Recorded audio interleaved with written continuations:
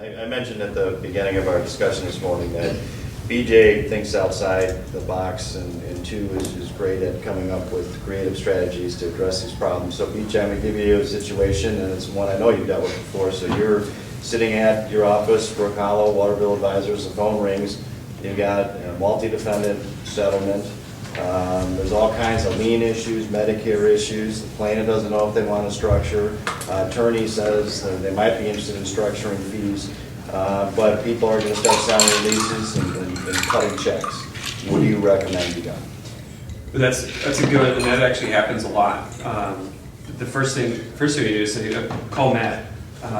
But what we do in those situations is, and for the people in the room that deal a lot with mass torts, probably familiar more with 468B qualified settlement funds. 10 years ago, nobody knew what those things were, and they're becoming very prevalent out there now. And it's, really we always talk about 468Bs it's kind of like a magic escrow account. That's really all it is. It's an account that's set up that works just like an escrow account that a judge in some jurisdiction has deemed this a qualified settlement. And what it means is, like in Tim's scenario, here you have the defendants want to pay checks, they want to get out of the case, you have multiple claimants, there's lien issues, maybe some people want to do a structure, maybe some of them don't, maybe none of them do, and one of the attorneys wants to structure his fees. The 468B is kind of like a clearinghouse, and it allows the defendants to pay into this escrow account and get out of the case. And it actually says in the regulations that it allows for breathing space. So this account can be set up with somebody like Matt, and money can be paid in at all different times, but the defense can be completely out of the case, and then you can take time to work out all those decisions, whether the attorneys want to get their fees, but there's some lien issues, all those things. It gives you the opportunity to just kind of take some time and figure out all those issues.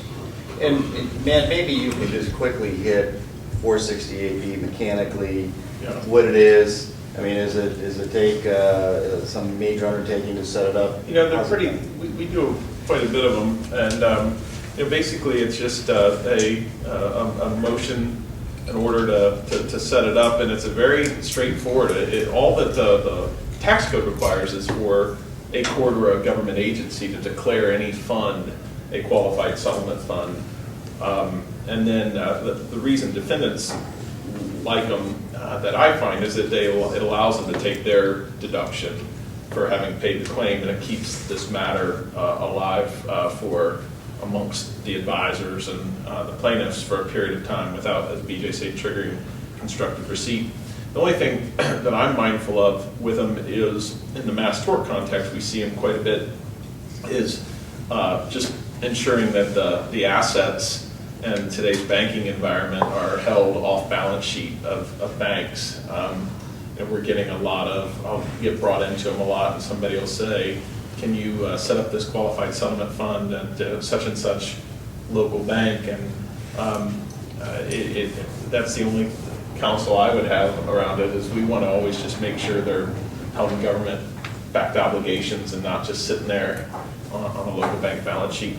But they're very simple. Once they're actually, the court's not involved. That's the biggest pushback we get, PJ, when we set them up, or the courts always say, oh, do I have to look over this asbestos fund for 15 more years? And what we try to do is just educate the courts that no, all you have to do is stamp it, and then this thing runs on its own. Well, and one of the keys to that too, to that point, is there's a lot of people out there that can set these up. I mean, it's pretty, you can look on Google and in 30 seconds you can get some sample documents.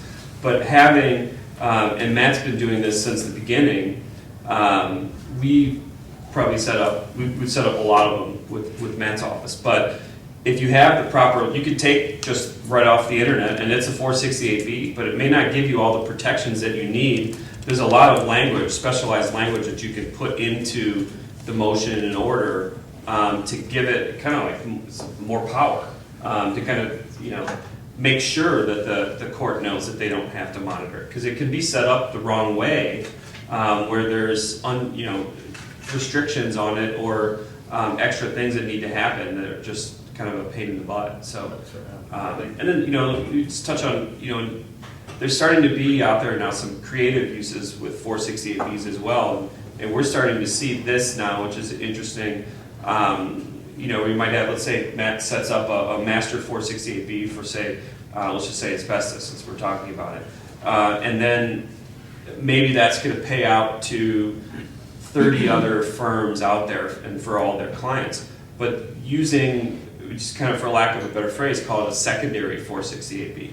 And it's the individual firms that are going to get paid from the master 468B paying into the secondary 468B so they can deal with it how they want to. And a lot of times it's set up with the exact same administrator as the first one, but it's just, we're starting to see that a little more now.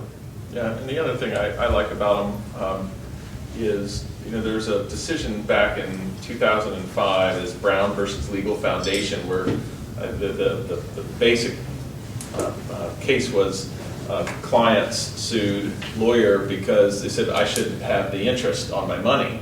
And you trace back the history of these IOLTA accounts, and the idea of an IOLTA was the money wasn't sitting long enough for interest to be determinable, and so it was just more efficient to have money go into IOLTA accounts.